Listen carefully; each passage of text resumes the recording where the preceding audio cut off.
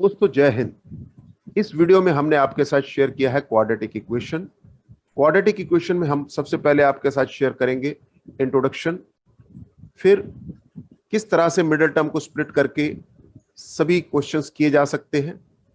उसके बाद जो मेथड है उसका नाम है solving the quadratic equation bye completing the squares, उसको भी काफी डिटेल में डिस्कस किया है। इसके बाद डायरेक्ट क्वाड्रेटिक फॉर्मूले का यूज करके भी इन क्वेश्चंस को सॉल्व किया गया है।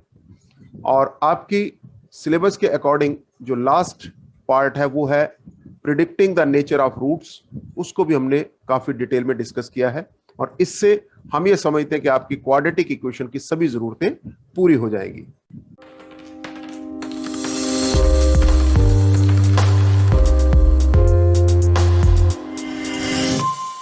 We are in the crash course for 10th class revision।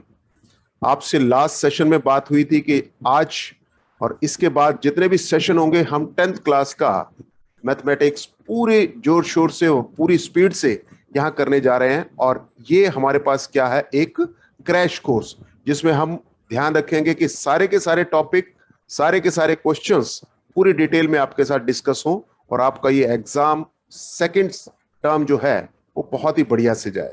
तो चलिए आगे बढ़ते हैं और एक एक करके जो आपकी जरूरत है वो यहीं पे इसी प्लेटफॉर्म पे हम पूरा करते हैं। आज जो टॉपिक हमने लिया है उसका नाम है क्वाड्रेटिक इक्वेशन।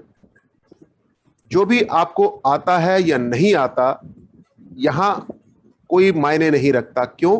क्योंकि हम आपको बेसिक्स भी बताने वाले हैं और इसको मास्टर लेवल तक भी लेके जाने वाले हैं। तो जैसे जैसे हम आपसे रिक्वेस्ट करते जाएं वैसे वैसे आप रिस्पॉन्स करते जाएं and you will see we are going higher and higher in our dream. Quadratic equation as per NCERT आपके पास ये सिलेबस पार्ट है, इंट्रोडक्शन है, यानी क्वाड्रेटिक इक्वेशन क्या होगी। तो आपको पता है कि ax square plus bx plus c equals 0, इस फॉर्मेट में कोई पॉलिनोमियल को अगर इक्वेट कर दिया जाए 0 के साथ तो ये आपके पास जो फॉर्म हुई है इस एक्सप्रेशन को आप क्वाड्रेटिक इक्वेशन कहते हैं। अब क्वाड्रेटिक इक्वेशंस हैं तो उसका सॉल्यूशन भी होगा क्योंकि हर इक्वेशन के साथ कुछ ना कुछ सिंप्लीफिकेशन जुड़ी हुई है।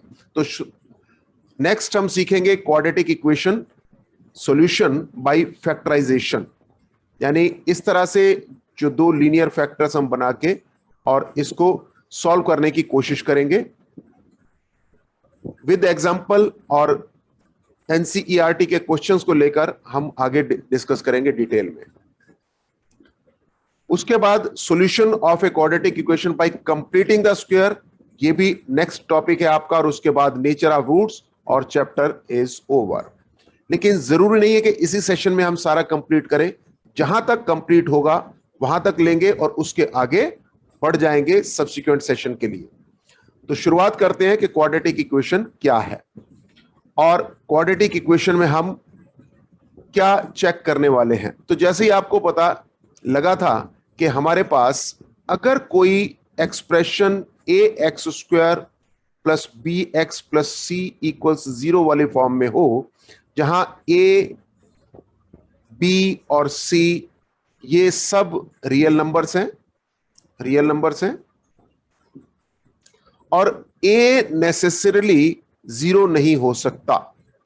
ठीक है, इस बात का ध्यान रखिएगा कि a 0 नहीं हो सकता। इसके अलावा b 0 हो सकता है, c 0 हो सकता है, पॉजिटिव हो सकता है, नेगेटिव हो सकता है, कुछ भी हो सकता है, लेकिन a 0 नहीं हो सकता। अगर a 0 हो गया तो ये क्वाड्रेटिक इक्वेशन नहीं रहेगी।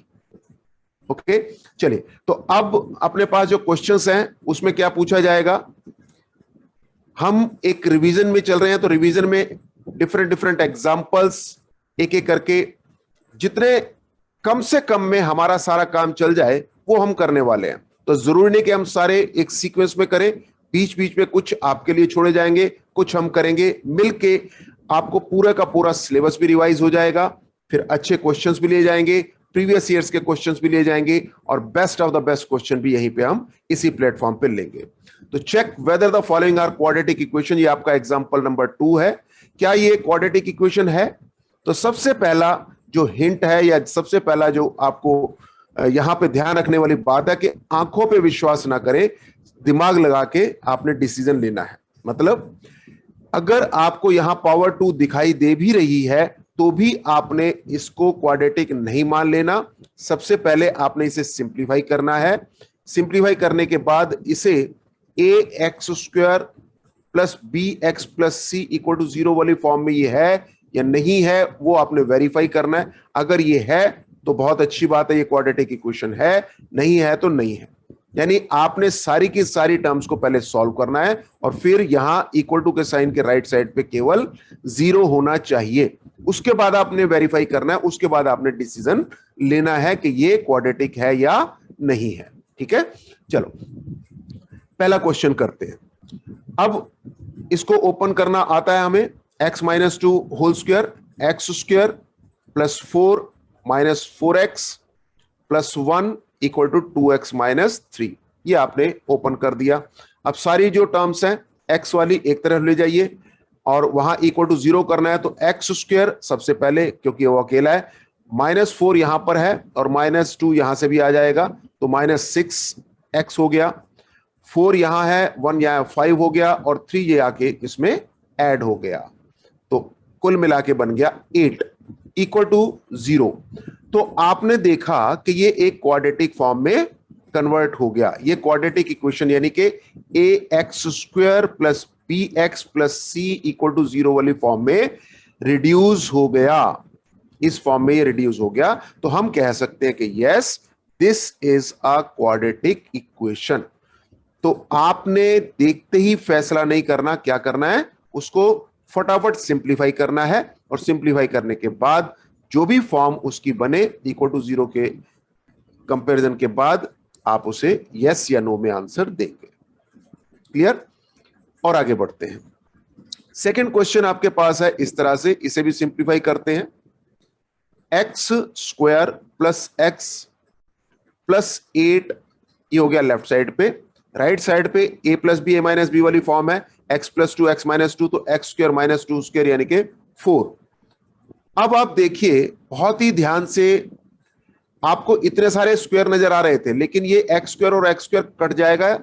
आप ट्रांसपोज करेंगे तो आपके पास बनेगा क्या, x प्लस 8 और ये माइनस 4 इधर आके प्लस 4 हुआ, तो 8 प्लस 4 यानी कि 12 इक्वल टू 0। अब आप देख के हैरान हुए कि यहां पर जो क्वेश्चन हमें दिया हुआ था ये रिड्यूस होके क्या बना, x प्लस 12 इक्वल टू 0, यानी कि ये क्वाड्रेटिक फॉर्म नहीं है।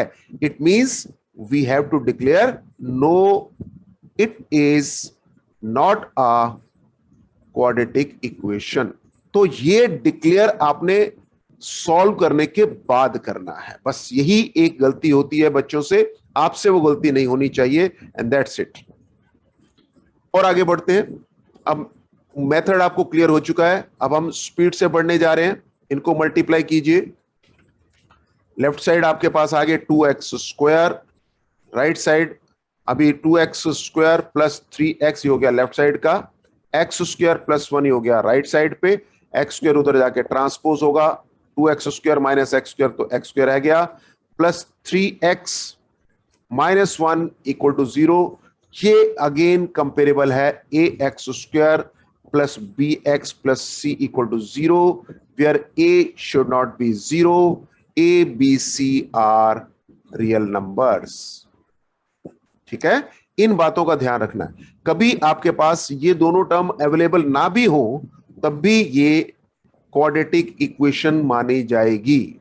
ठीक है, ध्यान रखना इस बात का, क्योंकि क्वेश्चन इनमें से कोई आए या ना आए, इस तरह का क्वेश्चन आ सकता है। So we must know the way how to attempt that. और आगे बढ़ते हैं। अब a plus B whole cube वाला फॉर्म हमें आना चाहिए। मुझे विश्वास है कि ये आपको आता होगा, नहीं भी है तो यहां पे हम पहले इस फार्मूले को लिख लेते हैं कि x plus y whole cube का फार्मूला क्या होता है। X cube plus 3x square y plus 3xy square plus y cube, ये आपके पास x plus y whole cube का फॉर्मूला है। सब फॉर्मूले आपने 8th में किए थे, और अगर यहां माइनस होता तो टर्म्स ऑल्टरनेटली पॉजिटिव नेगेटिव आप करते चले जाते, इस तरह से, पहली पॉजिटिव फिर नेगेटिव फिर पॉजिटिव फिर नेगेटिव। तो ये दोनों फार्मूले आप अपने पास ग्रिप में रखें। फिलहाल हमें सिर्फ प्लस वाले फार्मूले की जरूरत है, हम इसके हिसाब से इसे खोलने जा रहे हैं। X cube plus 3 into x square into 2 plus 3 into x plus 2 square यहां पे इस तरह से लिखिए, प्लस 2 क्यूब, वाई क्यूब है ना, इक्वल्स एक्स क्यूब माइनस 4। ये हो गया एक्सपेंशन। अगर आपको फॉर्मूला आता है तो आप बड़े आराम से एक्सपेंशन कर लेंगे, और अगर आपको फॉर्मूला नहीं आता तो my request is please learn this formula. और आगे बढ़ते हैं, सिंप्लीफिकेशन की तरफ बढ़ते हैं। एक्स क्यूब जब आप ट्रांसपोज करेंगे तो कैंसिल हो जाएगा, और ये रिड्यूस कैसे हो जाएगा, और -4 को उधर जाके +4 कर दीजिएगा। सिंप्लीफाई करते हैं, 3 इंटू 2 तो ये 6x स्क्वायर, उसके बाद 3 इंटू ये आपके पास 4 है, तो 4 इंटू 3 12x, इसके बाद 8 और यहां से -4 जो है उधर आके +4 हुआ, तो 8 + 4 12 इक्वल्स 0। तो यहां आप देखेंगे कि ये क्वाड्रेटिक इक्वेशन यानी कि ax square plus bx plus c वाली फॉर्म की बन रही है, इसलिए हम कह सकते हैं कि yes it is a quadratic equation. तो कितनी हैरानी की बात है कि क्यूबिक दिखाई दे रहा है, लेकिन इवन देन ये क्वाड्रेटिक इक्वेशन है। तो इस तरह के क्वेश्चंस के लिए हिंट क्या है कि आंखों पे विश्वास नहीं करना, आपने उसमें दिमाग लगाना है, सॉल्व करके देखना है। जब सॉल्व करने के बाद आप देखेंगे, पता लगेगा, तो ही आपने उसका डिसीजन देना है। और आगे बढ़ते हैं, तो इन क्वेश्चंस को बार बार कर करके आपने प्रैक्टिस करते जाना है और स्पीड से आगे बढ़ना है। We are not going to stop anywhere. एक काम हम जरूर करेंगे कि सब काम स्पीड से किया जाएगा, एक एक कॉन्सेप्ट को समझाते हुए भी। चलिए और आगे बढ़ते हैं। अब हम एक्सरसाइज पे पहुंच गए। एक्सरसाइज में मिनिमम जो क्वेश्चंस हमें करने पड़ रहे हैं, उन क्वेश्चंस को करके समझ के फिर आगे बढ़ना है, ठीक है। इतने तो कम से कम करने ही हैं for revision.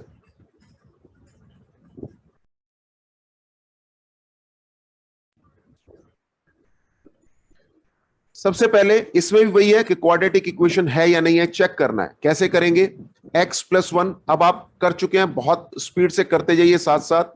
x + 1 whole square, तो x square plus 2x plus 1, a plus B whole square वाला फॉर्मूला एकदम याद होना चाहिए, कंठस्थ होना चाहिए। 2x - 6, और इसे सब टर्म्स को लेफ्ट पे लेके आइए, आपके पास आया x स्क्वायर, 2x और 2x कैंसिल हो जाएंगे, -6 उधर जाकर +6 हो जाएगा, तो +7 हो गया, इक्वल्स 0। तो क्या ये क्वाड्रेटिक इक्वेशन है? आप एक बात ध्यान कीजिए, ax square plus bx plus c equal to 0 में हमने आपसे कहा था कि b 0 हो सकता है। मान लीजिए अगर b 0 है तो उसकी जो फॉर्म है कुछ इस तरह से दिखाई दे सकती है। तो अगर x की टर्म एब्सेंट है तो हम ये मान सकते हैं कि इसमें x की टर्म क्या है, 0 है। ये लिखना नहीं है, लेकिन अपने को पता होना चाहिए कि ये हो सकता है कुछ इस फॉर्म का हो। तो अगर ये इस फॉर्म का भी है तो ये क्वाड्रेटिक इक्वेशन है। तो जब भी आपके पास एक्स स्क्वायर हो, आप मान लीजिएगा कि वो एक क्वाड्रेटिक इक्वेशन है फाइनल सॉल्यूशन करने के बाद। नेक्स्ट पार्ट नंबर 2, यहां पर आपको दिखाई दे रहा है x square minus 2x simplified है। इसको मल्टीप्लाई करके देख लेते हैं कि क्या हमारे पास आने वाला है।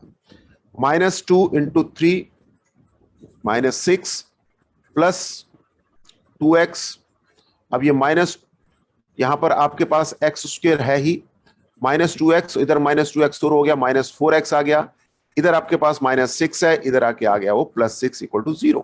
तो क्या ये क्वाड्रेटिक इक्वेशन है? अब हम आपसे पूछते हैं कि क्या ये क्वाड्रेटिक इक्वेशन है, तो आप कहेंगे yes it is a quadratic equation, yes it is a quadratic equation. तो यस या नो आपने करना है। बहुत स्पीड से काम अब करना है, स्लो हम हो नहीं सकते, किसी भी वजह से स्लो नहीं हो सकते। Okay, alright. नेक्स्ट हमारे पास x-2। इतने क्वेश्चन कम से कम हमें करने चाहिए अगर हम चाहते हैं कि रिवीजन हमारी अच्छे से हो जाए। x-2 x+1 इन्हें मल्टीप्लाई करना है, प्रोडक्ट करना है। x-2 x+1 स्पीड से कर सकते हैं तो बहुत अच्छी बात। x into x x square हो गया, x इंटू 1 x हो गया, -2x तो -x रह जाएगा, -2 + 1 -2 आ जाएगा ये लेफ्ट साइड पे। अगर आपको टाइम लग भी रहा हो तो प्लीज डू दैट, बिल्कुल घबराने की जरूरत नहीं कि हमें टाइम ज्यादा लगे या कम लगे। प्लीज गो अहेड, रुकना नहीं है, सिर्फ रुकने वाला इन मंजिल तक नहीं पहुंचेगा, अगर आप चलते रहेंगे मंजिल तक पहुंच जाएंगे। सो डोंट वरी, आपने 2 लाइन में किया है मल्टीप्लिकेशन या 1 लाइन में किया, but try to do and that too correct. x² + 3x - x तो आपके पास आ जाएगा +2x -3। अब क्या ये कैंसिल हो सकते हैं? तो आपने देखा ये कैंसिल हो सकते हैं। अब सिंप्लीफाई करने के बाद -3x और +1 = 0। क्या ये क्वाड्रेटिक है? 0। आपको फिर वही हैरानी हुई कि हालांकि x² बहुत सारे जनरेट हुए थे, लेकिन इवन देन सिंप्लीफिकेशन के बाद ये क्वाड्रेटिक इक्वेशन नहीं है। सो हम क्या लिखेंगे? No, it is not a quadratic equation. ठीक है, तो इस तरह से आपने ये क्वेश्चन सिंप्लीफाई किए। बिल्कुल इसी तरह से बाकी के भी हम सिंप्लीफाई कर सकते हैं, तो ये आपके ऊपर छोड़ दिया गया, try to do that. Similarly ये भी आप पे छोड़ दिया गया, ट्राई टू डू दैट। कोई भी डाउट होगा तो हम उसके साथ डिस्कस करेंगे। ये आपको जो टिक लगाया ये होमवर्क हो गया, इसे आप रिवाइज करेंगे, आगे बढ़ जाएंगे। इसी तरह से अब x+2 होल क्यूब अभी हमने किया था एक एग्जांपल, बिल्कुल वैसे ही आपने इसे भी सॉल्व करना है। तो ये भी आपका होमवर्क है, इसे आपने सॉल्व करना है। तो सारे के सारे क्वेश्चंस नहीं करेंगे, कुछ हम करेंगे, कुछ आप करेंगे, तभी रिवीजन होगी। तो काम आपने भी करना है, काम हमने भी करना है, सारी चीजें रिकॉल होंगी और स्पीड से काम होगा, तभी मिलके हम मंजिल तक पहुंच सकते हैं। मंजिल क्या है? आपके लिए 100% रिजल्ट लेकर आना। तो ये 8th को एक बार चलो और करके देख लेते हैं कि अपने पास यहां पर लेफ्ट साइड पे तो सिंप्लीफिकेशन है नहीं, राइट साइड पे देखते हैं। a-b है ना, तो x³ -3 × x² × 2 +3 × x × 2² -2³ आपसे फार्मूला डिस्कस किया था, बिल्कुल वही। अब यहां x³ है, यहां भी x³ है, कैंसिल हो जाएगा। इसके बाद ये -4x² है, यहां पर आप सॉल्व करेंगे तो x² वाली टर्म इधर मिल रही है, तो -6 उधर आकर हो जाएगा +6 -4 यहां पर है। सिंप्लीफाई करने के बाद बचा 2x²। ठीक है, फिर ध्यान से देख लीजिए, यहां पर है -4, यहां पर आएगा -6, लेकिन राइट साइड पर है। जब ट्रांसपोज करेंगे तो क्या हो जाएगा? राइट साइड पे जो नेगेटिव है इधर आके पॉजिटिव हो जाएगा, तो +6x² आया, तो सॉल्व होके +2x² बच गया। सिमिलरली यहां पर -x है और इधर से आपके पास 12x माइनस का होके आएगा, तो -13x बनने जा रहा है, और +1 और -8, इधर -8 था तो उधर आके +8 हो गया, तो +8 जब होगा तो ये आपके पास बन गया +9 और =0। क्या ये क्वाड्रेटिक है? तो आप क्लियरली कह सकते हैं यस इट इज क्वाड्रेटिक। तो इसको सिंप्लीफाई करके आपने आंसर को देना है। तो इस तरह से आप देखेंगे कि रिवीजन में एक्सरसाइज 4.1 क्वेश्चन नंबर 1, कुछ काम हमने किया, कुछ आपने किया, स्पीड से चले, सारे के सारे कॉन्सेप्ट भी पता लग गए, और कोई भी क्वेश्चन ऐसा नहीं है जो आपका समझ नहीं आया हो। और इसी तरह से हम आगे बढ़ते जाएंगे स्पीड के साथ। कुछ क्वेश्चन हम करेंगे, कुछ क्वेश्चंस आप करेंगे, कुछ एग्जाम्पल्स हम करेंगे, कुछ एग्जाम्पल्स आप करेंगे, और मिलजुल के आपकी ये जो रिवीजन है बहुत बढ़िया से कंप्लीट होगी। बस इसी तरह से जैसे जैसे हम आपसे रिक्वेस्ट करें वैसे वैसे आप करते जाइएगा। अब चलते हैं क्वेश्चन नंबर 2 पे, अंडरस्टैंड करते हैं कि वो क्या हमसे डिमांड कर रहा है। Question number 2, the area of a rectangular plot is 528 metre square. तो जब भी वो इस तरह की बात करे, देखिए आपके पास बुक में ये किया हुआ, तो कैसे आप इसको समझ सकते हैं। एक डायग्राम बनाते हैं, कोई जल्दी नहीं करनी, हम जल्दबाजी बिल्कुल नहीं करेंगे, जल्दी तो हम कर ही लेंगे। We will be quick enough, बहुत आराम से बहुत प्यार से सारे काम आपके कंप्लीट होंगे, लेकिन जल्दबाजी करने की कोई जरूरत नहीं है। हमारे पास एम्पल टाइम है, आपके सारे डाउट भी दूर होंगे, सारे कॉन्सेप्ट भी क्लियर होंगे, तब भी दूसरों से जल्दी हम काम को फिनिश करेंगे। देखिए, area of a rectangular plot is 528 metre square. अब बात कर रहे हैं रेक्टेंगल की। अगर ये रेक्टेंगल की बात करता है तो कुछ लेंथ होगी और कुछ ब्रेड्थ होगी, और एरिया क्या होता है? एरिया होता है लेंथ इनटू ब्रेड्थ। तो ये तो बेसिक कॉन्सेप्ट है। इसके बाद अभी हमने पढ़ा भी नहीं, इतना पढ़ते ही हमने एक डायग्राम बना दिया और उस डायग्राम के हिसाब से हम आगे बढ़ गए। The length of the plot is 1 more than twice its breadth। अब उसकी ब्रेड्थ कितनी है अपने को नहीं पता, अपने को ये ब्रेड्थ नहीं पता, लेकिन लेंथ जो है 1 more than twice its breadth, यानी कि लेंथ जो है वो ब्रेड्थ के ट्वाइस से भी 1 मोर है, एक ज्यादा है। बस इस तरह से डिकोड करना है आपने। ब्रेड्थ कितना है कुछ नहीं पता, लेकिन लेंथ क्या है? 1 more than twice its breadth। Breadth का डबल करो, उससे भी एक ज्यादा करो तो लेंथ बन जाएगी। बस ये छोटी छोटी बातों को समझना है। इसको हम कहते हैं कि वर्ड प्रॉब्लम्स को हैंडल कैसे किया जाता है, तो हम उसके शब्दों को, उसके शब्द जाल को काट देते हैं, वर्ड नेट को कट कर देते हैं। ठीक है, तो शब्दों के ये जो जाल है इसको काटना है आपने अपने दिमाग से, और एकदम उसमें से क्रिस्टल क्लियर मीनिंग निकल आएगा, और उसके बाद कुछ भी ऐसा नहीं है जो आप ना कर पाए। We need to find the length and breadth of the plot। तो कुल मिला के हमें क्या दिया हुआ? Length into breadth, length into breadth. Length की वैल्यू क्या हमने निकाली? 2b + 1, और b क्या है? उसकी ब्रेड्थ है, इक्वल टू 528, क्योंकि एरिया यही दिया हुआ है।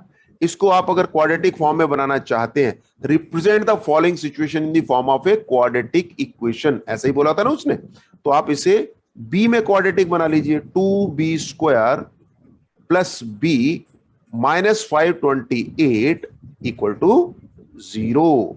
क्या ये क्वाड्रेटिक इक्वेशन दिखाई दे रही है? ये क्वाड्रेटिक इक्वेशन वेरिएबल b में दिखाई दे रही है। तो जरूरी नहीं है कि आप x में ही सब काम करें, x for the sake of simplicity किया जा सकता है, लेकिन b for breadth we can use that. तो b में भी आप क्वाड्रेटिक दिखा देते हैं, there is no problem in that. ठीक है, तो आप इस तरह से, तो क्वेश्चन नंबर 2 की डिमांड ये थी कि जो भी आपको सिचुएशन दे रखी है वो सिचुएशन क्वाड्रेटिक फॉर्म में कैसी लगती है। ओके, सो मेरा ख्याल है कि ये आपका कोई डाउट इसमें नहीं होगा। और आगे बढ़ते हैं, साथ साथ करते जाना है आपने, बिल्कुल साथ साथ करते जाना है। The product of two consecutive positive integers is 306। Product of two consecutive positive integers is 306। We need to find the integers। We need to find the integers। देखो, जो पुराना क्वेश्चन था उसे सॉल्व भी किया जा सकता है, लेकिन अभी हम सॉल्व नहीं कर रहे। अभी हम क्या कर रहे हैं? सिर्फ रिप्रेजेंट कर रहे हैं। सॉल्व करना आगे हम देखेंगे, फिर सॉल्व करेंगे। अभी हम सिर्फ बना रहे हैं। We need to find the integers। हमें अगर इंटीजर फॉर्म करने हैं तो क्या करें? सिंप्लीफाई करने के लिए हम चैप्टर के बाद वाले पार्ट में बहुत सारे इक्वेशंस को सॉल्व करेंगे। रिप्रेजेंट द फॉलोइंग सिचुएशन, अभी हमें सिर्फ रिप्रेजेंट करना है, यानी कि क्वाड्रेटिक इक्वेशन बना के छोड़ देना है, बस इतना ही काम हम करेंगे। ठीक है, अभी हम सॉल्व करने पे ध्यान नहीं देंगे। अभी हम क्या कर रहे हैं? अभी हम सिर्फ क्वेश्चन को क्वाड्रेटिक फॉर्म में कन्वर्ट करके छोड़ देंगे। तो क्या आप इसके लिए बना पाए कुछ? The product of to consecutive positive integers. तो मैंने कहा था के शब्दों का जाल है उसको काटना है, आप आंसर तक पहुंच जाएंगे। इसका क्या मतलब है? इंटीजर्स क्या होते हैं? देखिए नंबर सिस्टम हमने किया था तो आपको इंटीजर्स अच्छे से पता है कि माइनस प्लस और जीरो वाले 1 2 3 4 वगैरह नेगेटिव में भी होते हैं। लेकिन अब ये बात क्या कर रहा है? पॉजिटिव इंटीजर की बात कर रहा है। पॉजिटिव इंटीजर की बात कर रहा है तो भाई 1 2 3 4 की बात हो रही है यहां पे। तो कंसेक्यूटिव इंटीजर्स, कंसेक्यूटिव का मतलब होता है लगातार आने वाले, एक के बाद एक आने वाले, वन आफ्टर अनदर। तो इन दोनों के बीच में डिफरेंस क्या होता है? हमेशा वन का डिफरेंस होता है। कोई भी दो इंटीजर लोगे उनके बीच का डिफरेंस क्या होगा? वन का डिफरेंस होगा। यानी अगर आप आगे बढ़ते हैं तो एक एक बढ़ता जाएगा। ठीक है, तो इसमें हमारे को हिंट ये मिल रहा है कि अगर हम दो इंटीजर सपोज करें तो मान लीजिए पहला इंटीजर मुझे नहीं पता तो उसे एक्स सपोज कर दिया जाए तो नेक्स्ट जो भी होगा वो उससे एक ज्यादा होगा। इतनी बात तो क्लियर है? बस इतनी सी ही बात है इस पूरे क्वेश्चन में और कोई बात ही नहीं है। क्वेश्चन क्या कह रहा है? प्रोडक्ट, प्रोडक्ट का मतलब मल्टीप्लाई करना है। चलो जी, इन दोनों को मल्टीप्लाई कर दिया, डॉट से रिप्रेजेंट कर लो, सिर्फ ब्लैंक लगा दो, मल्टीप्लाई का साइन लगा दो, कोई फर्क नहीं पड़ता। इक्वल टू क्या दिया हुआ है? It is 306।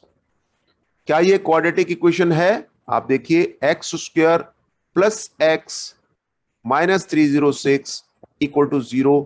देखिए आपने अपने क्वेश्चन को क्वाड्रेटिक इक्वेशन की फॉर्म में रिप्रेजेंट कर दिया। बस अभी फिलहाल हमें इतना ही फोकस करना है कि अपने पास जो भी क्वेश्चन आए, शब्दों का जाल है उसको हमने कट करना है अपने दिमाग से। उसके अंदर एक एक शब्द को हटा के, उस वर्ड नेट को हटा के हमें उसका मीनिंग निकालना है। और मीनिंग निकालने के बाद आप देखें कितने आसानी से आप उसको कर पा रहे हैं। कुछ बच्चों के लिए वर्ड प्रॉब्लम बहुत ही हॉरिबल होती है, कारण वो उसके शब्दों के जाल को काट नहीं पाते। मेरी रिक्वेस्ट आपसे यही है कि एक एक शब्द को समझिए, उसके मीनिंग उसके अंदर ही छुपा हुआ है। और जैसे ही आप कर लेंगे ये दुनिया के सबसे आसान क्वेश्चंस बन जाएगा आपके लिए। अभी फिलहाल इस क्वेश्चन की डिमांड यही है कि आप यहां तक इसको करें और छोड़ दें। और आगे बढ़ते हैं। क्वेश्चन नंबर 2 का थर्ड पार्ट वो हमसे क्या डिमांड कर रहा है? क्वेश्चन नंबर 2 का थर्ड पार्ट हमसे डिमांड करना चाहता है रोहन्स मदर। रोहन की मदर के बारे में बात हो रही है तो डेफिनेटली रोहन के बारे में भी बात होगी, है ना? तो दो हमारे पास वेरिएबल्स कौन कौन से हैं? एक तो रोहन की एज और एक उसकी मदर की एज। रोहन की एज और उसकी मदर की एज, ये दो आपके पास क्या हो गए? वेरिएबल्स हो गए। क्या रिलेशन दिया हुआ है? Rohan's mother is 26 years older than him. यानी रोहन कितने साल का है नहीं पता, मान लेते हैं ये एक्स ईयर्स का है, एक्स ईयर्स का है। तो रोहन की जो मदर है वो क्या है? 26 ईयर्स ओल्डर, बड़ी है उनसे। तो एक्स से 26 मोर कर दो तो भाई इसे ऐसे हम लिख सकते हैं, एक्स इंटू 26 मत कर देना, मोर है, टाइम्स नहीं है, है ना? तो मल्टीप्लाई नहीं करना, प्लस करना है। तो x प्लस 26 ये हो गया रोहन की मदर की एज। अभी तक हमने क्वेश्चन की दूसरी लाइन नहीं पढ़ी, एक ही लाइन पढ़ी, उसी में मीनिंग समझा और ये उसके शब्दों के जाल को, उसके वर्ड के नेट को काटा, मीनिंगफुल इंफॉर्मेशन निकाल ली। ऐसे ही बढ़ना है आपने, वर्ड प्रॉब्लम को ऐसे ही टैकल करना है। जितनी मर्जी आ जाए आप एक एक लाइन बाय लाइन उससे बढ़िए, शब्द बाय शब्द बढ़िए, आप उसको आराम से टैकल कर पाएंगे। The product of their edges. अब आया क्वेश्चन, मुद्दे की बात तो अब आई है ना? मुद्दे की बात आ गई है। चलो यहां से हम भी पकड़ लेते हैं। प्रोडक्ट यानी कि मल्टीप्लाई करना है, किसको? दोनों की एजेस को। किसकी किसकी एज को? रोहन की मदर की और रोहन की एज, दोनों को आपने मल्टीप्लाई करना है। चलो जी, मल्टीप्लाई कर दिया। The product of their edges 3 years from now.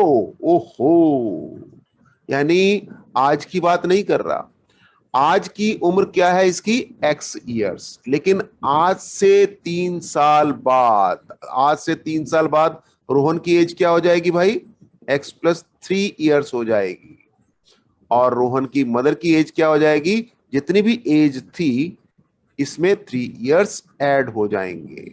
ठीक है, तो रोहन्स एज आज की तो हमने सपोज कर ली, प्रेजेंट एज तो हमने सपोज कर ली x इयर्स, मदर की एज हो गई x प्लस 26। और क्वेश्चन क्या कहता है, the product of their edges 3 years from now, आज से 3 साल बाद क्या है 360 हो जाएगी। यानी ये जो 3 साल बाद रोहन की एज है और 3 साल बाद उसकी मदर की एज है, इन दोनों की प्रोडक्ट यानी कि दोनों को मल्टीप्लाई करेंगे तो वो किसके बराबर आएगा, 360 के बराबर आ जाएगा। ये तो हो गया क्रूड, है ना, एकदम रॉ, बिल्कुल घर में बैठ के जैसे करते हैं वैसे हमने काम को किया। पेपर में थोड़ा अच्छे तरीके से किया जाएगा। Let present age of Rohan be x years, then the age of Rohan's mother be by x plus 26 years। फिर लिखेंगे from 3 years from now, है ना, क्या लिखेंगे, 3 years from now the Rohan's age will become x plus 3, Rohan's mother's age will become x plus 29 according to the problem. Given क्या है, दोनों की जो फ्यूचर वाली एज है उन दोनों को अगर हम मल्टीप्लाई कर दे तो उसकी रिजल्ट 360 के बराबर है। अब इसे थोड़ा मल्टीप्लाई कर लीजिए और मल्टीप्लाई करने के बाद अपने रिजल्ट को a x square plus b x plus c equal to 0 वाली फॉर्म में ले जाइए। तो अब आपका क्वेश्चन क्या रह गया, x प्लस 3 यहां पर है, x प्लस 29 यहां पर है, 360 यहां पर है।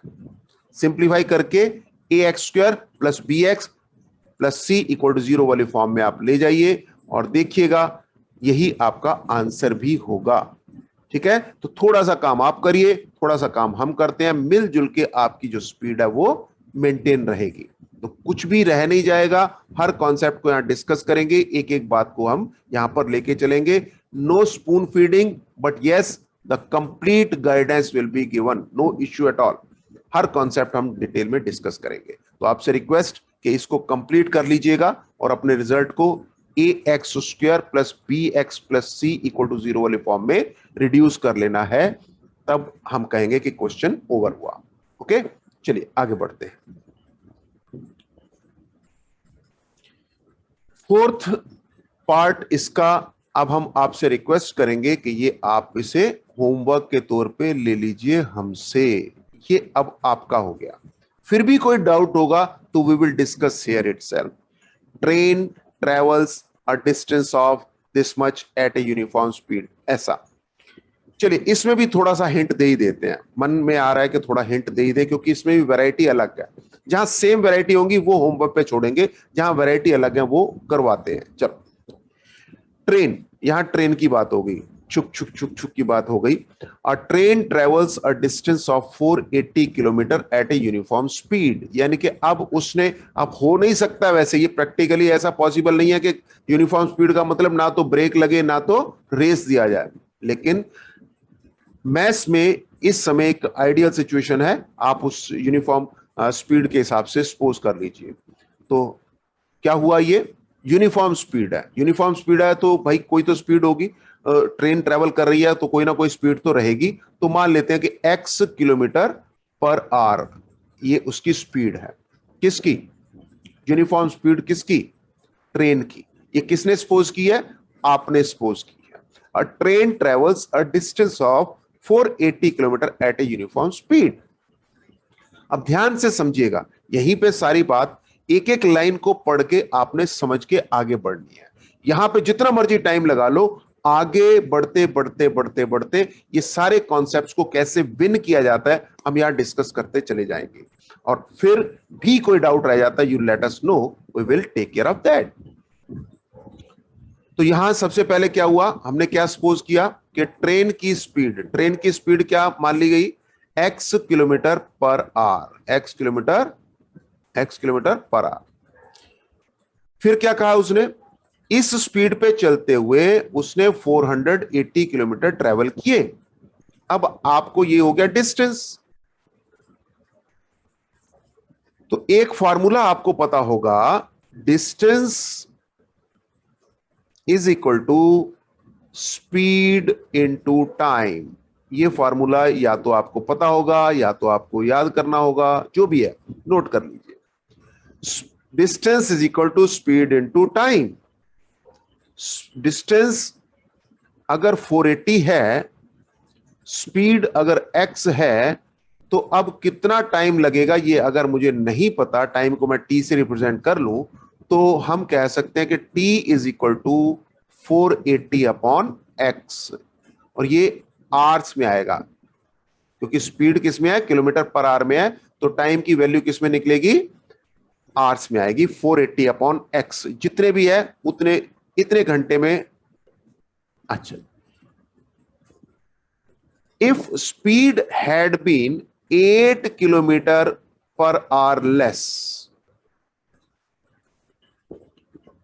8 किलोमीटर पर आवर लेस, अभी उसकी स्पीड कितनी है, x, अब उसकी स्पीड कितनी करनी है, 8 किलोमीटर लेस करनी है। चलो जी, तो अब हमारी स्पीड x में से 8 कम कर दिया, ये हो गई सेकंड केस में स्पीड। सेकंड केस में स्पीड क्या हो गई, लिख लो यहां पे, स्पीड क्या हो गई, 8 किलोमीटर लेस करने के बाद क्या आ गया, x minus 8 kilometre per hour, ये हो गई speed. Then it would have taken 3 hours more. ये ध्यान ध्यान से पढ़ना है एक एक शब्द को, 3 hours more to cover the same distance. जितना डिस्टेंस पहले था अब भी डिस्टेंस उतना ही है। ओके, तो इसका मतलब 480 किलोमीटर की बात हो रही है, लेकिन टाइम बढ़ गया। टाइम क्यों बढ़ गया, टाइम इसलिए बढ़ गया क्योंकि गाड़ी छुक छुक छुक छुक 8 किलोमीटर लेस की स्पीड पे जा रही है ना। तो अब टाइम कैसे निकाला जाए, तो टाइम का फॉर्मूला क्या है, time is equal to distance upon speed. ये फॉर्मूला हमने अभी ऊपर से डिराइव किया था, लेकिन ये केस नंबर 2 का टाइम निकालना है।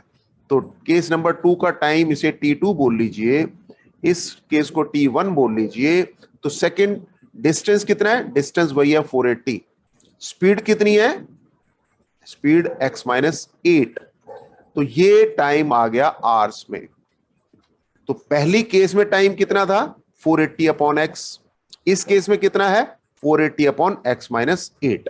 ये दो बातें आप ध्यान से रख लीजिए, ट्रेन वाले क्वेश्चंस में ये बेसिक आपको एकदम क्लियर होना चाहिए। पिछले केस में जो टाइम लग रहा था क्योंकि ट्रेन तेज चल रही थी तो टाइम कम था, इस केस में ट्रेन स्पीड से चल रही है, सेकंड केस में ट्रेन स्पीड स्लो चल रही है, यस, तो स्लो चल रही है तो टाइम ज्यादा लगेगा। ठीक है, तो इसका मतलब T1 जो है वो T2 से कम होगा, है ना। पहले ट्रेन फास्ट थी तो 480 अपॉन x जो है, ये सिर्फ अपनी कॉमन सेंस के लिए, अंडरस्टैंडिंग के लिए, क्वेश्चन को रटना नहीं है। इस जगह जितना टाइम लगाओगे आगे जाके उतना सुखी हो जाओगे, तो आप इसको आराम से समझ के चलिए। 480 अपॉन x ये क्या है, टाइम इन फर्स्ट केस, जब आपकी स्पीड क्या थी, x किलोमीटर पर आवर, ये टाइम। और दूसरे केस में टाइम कितना था, 480 अपॉन x माइनस 8। अब स्पीड कम होगी तो टाइम ज्यादा होगा, तो इसका मतलब T2 ज्यादा है। ये इतना तो अपने को पता लग गया पक्का, यहां तक कोई डाउट, कोई डाउट नहीं। इसका मतलब अब आगे इस इंफॉर्मेशन का यूज करना रह गया, 3 घंटे ज्यादा है, कौन ज्यादा है भाई, ये फैसला आपके दिल से आवाज आएगी। अगर यहां गलती कर गए तो सब गड़बड़ होने वाला है, आंसर आपका ऐसा आ जाएगा जो इम्पॉसिबल हो सॉल्व करने में, या बिल्कुल उल्टा आना चाहिए, 5 आ जाएगा -5। तो यहां एक ही बात ध्यान रखनी है कि आपके दिल से आवाज आनी चाहिए कि T1 और T2 में वैल्यू के हिसाब से, इसके नेगेटिव पॉजिटिव को देख के कोई फैसला नहीं करना, वैल्यू के हिसाब से T1 में और T2 में बड़ा कौन, तो आंसर क्या है, T2 बड़ा है। ओके, बड़े नंबर में से छोटे नंबर को माइनस करने पर आंसर पॉजिटिव आना चाहिए, तो वो 3 जो आंसर आएगा बड़े नंबर में से छोटे नंबर को माइनस करने पर आएगा। तो बड़ा नंबर कौन है, T2, इसमें से माइनस किसको करेंगे, T1 को, और आंसर क्या आएगा, 3। अगर आपने ये लिखना सीख लिया तो इस क्वेश्चन में कुछ भी ऐसा नहीं है जो आपको समझ ना आए। बहुत आराम से पहले क्वेश्चन करने पे मत उतरिएगा, पहले क्वेश्चन को समझने की कोशिश कीजिएगा। क्वेश्चन क्या कह रहा है, उसके पीछे की इंट्रिकेसी क्या है, अगर एक बार अपने को समझ आ गया तो फिर ये क्वेश्चन करने नहीं पड़ेंगे, खुद ब खुद होंगे। हम भी आपको स्पीड से करना बताएंगे। अभी इस क्वेश्चन का पूरा बेस बताने की कोशिश की है कि इस तरह से इसके अंदर की बातें हैं। T2 मतलब 480 upon x minus 8 minus 480 upon x equal to 3। बस ये अगर आपने बना लिया तो बस काम खत्म, फिनिश, ओवर एंड आउट। यानी ये बनाना ही एक मास्टरी है। इसे हम कहते हैं कि वर्ड प्रॉब्लम को करना, वर्ड नेट को काटना, शब्दों के जाल को काटना। अगर ये हम कर पाए तो we are the champion, we are the master. यहां तक पहुंचना ही एक आपका एम होना चाहिए। तो एक बार, दो बार, तीन बार, चार बार इस तरह के क्वेश्चन को जरूर करके देखिए।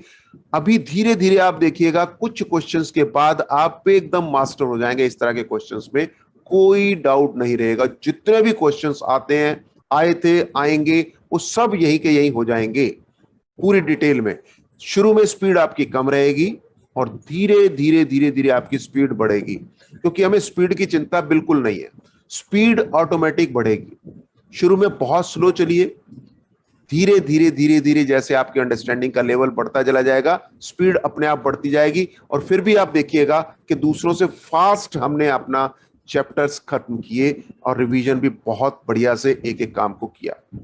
ओके, चलिए, तो अब ये आपके पास एक क्वाड्रेटिक इक्वेशन बन जाएगी जब आप इसे सिंप्लीफाई करेंगे और फर्दर।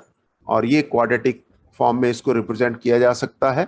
कैसे, ये आपको मैं एक होमवर्क के तौर पे दे रहा हूं। आप इसे सिंप्लीफाई कीजिएगा और देखिएगा कि क्या ये क्वाड्रेटिक फॉर्म में रिड्यूस होती है या नहीं। कोई भी डाउट फिर भी आए तो let us know, we will clear that doubt also. आपका हर डाउट अपने लिए बड़ा ही इंपॉर्टेंट है and we will see to it, किसी भी तरह का कोई डाउट छोड़ा नहीं जाएगा। ठीक है, लेकिन शुरू में रिक्वेस्ट क्या की थी कि ये आपके पूरे सिलेबस की रिवीजन हो रही है। तो रिवीजन में क्या होगा, कुछ पार्ट हम करेंगे, आपको एनर्जाइज करवाएंगे, सारी चीजों को रिकॉल करवाएंगे, सारे कॉन्सेप्ट को रिकॉल करवाएंगे, और फिर कुछ क्वेश्चंस, कुछ एग्जांपल्स जो बढ़िया हैं वो हम करेंगे, कुछ आप करेंगे, कुछ क्वेश्चंस हम करेंगे, कुछ आप करेंगे, और उसके बाद बहुत सारे क्वेश्चन जो पिछले सालों के वो भी आपके साथ किए जाएंगे, और जो अब आने की संभावना है, प्रोबेबल क्वेश्चंस है, उनको भी हम आपके साथ शेयर करेंगे। ठीक है, तो everything on the same platform.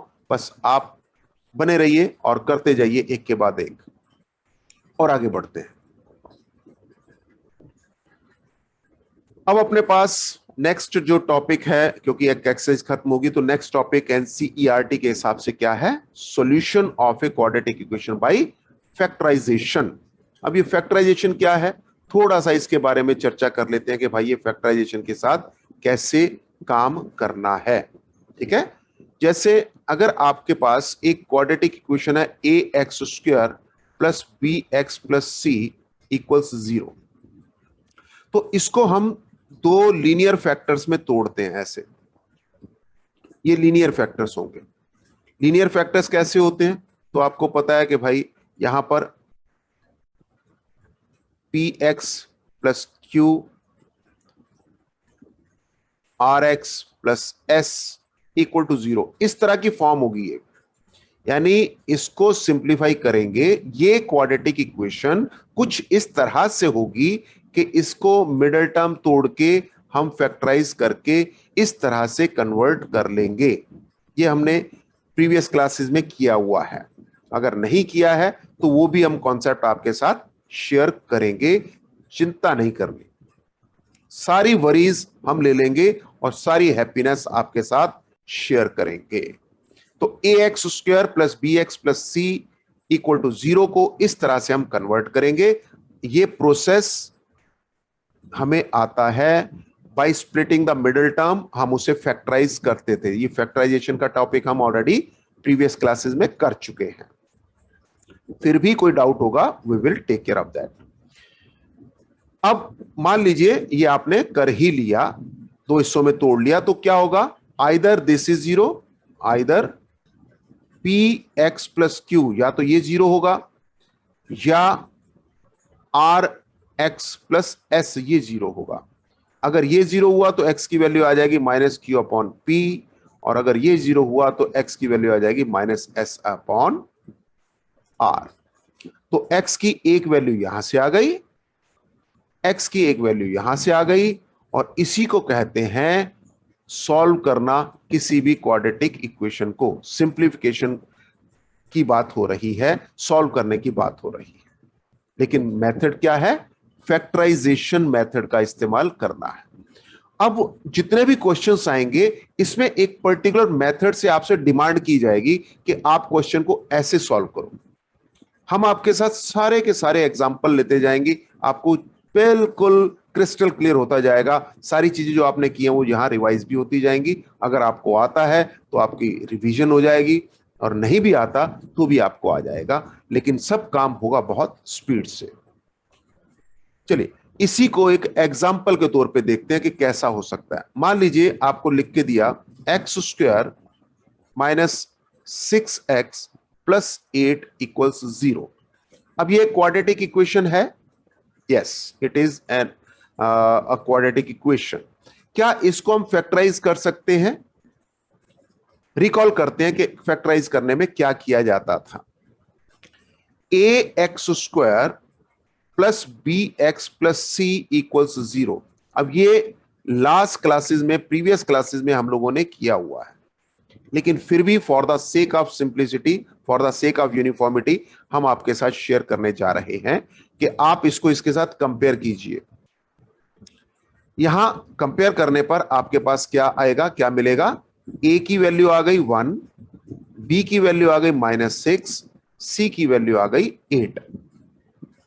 अब आपका एम मिडिल टर्म को स्प्लिट करने में बी को आप इस तरह से ब्रेक करते हैं, बी के आप two parts r and s इस तरह से करते हैं कि अगर इन दोनों को प्लस किया जाए तो वो बी आता है, लेकिन इन दोनों को अगर मल्टीप्लाई किया जाए तो वो ए और सी की मल्टीप्लिकेशन के बराबर आता है। बस इतनी सी बात जिसको समझ आ गई वो मिडिल टर्म स्प्लिट कर लेता है।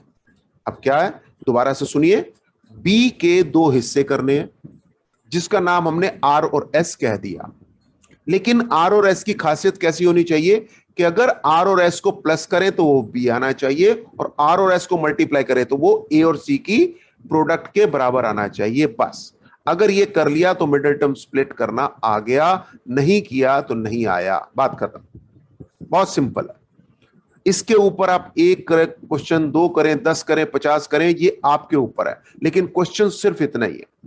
ये एग्जाम्पल हम आपके साथ कर रहे हैं, और फिर आपसे रिक्वेस्ट करेंगे कि इस तरह से खूब सारे क्वेश्चन कर लीजिएगा ताकि आगे जो मिडिल टर्म स्प्लिट करने में मेथड यूज हो उस समय आप फटाफट कर सके। हम तो ओरल कर लेंगे, लेकिन आपसे भी रिक्वेस्ट है कि आप भी ओरल कर पाए, लेकिन ये मेथड आपके दिमाग में फटाफट चलना चाहिए, तभी कर पाएंगे। ओरल रट नहीं सकते, ठीक है? तो इसलिए कि रटना ना पड़े ये मेथड एक्सप्लेन किया जा रहा है। तो सबसे पहले हम देखते हैं बी यानी कि -6, इसके क्या पार्ट्स हो सकते हैं। ए यानी 1, सी यानी 8, इन दोनों की प्रोडक्ट 8 आनी चाहिए। अब प्रोडक्ट कैसी आ रही है, पॉजिटिव।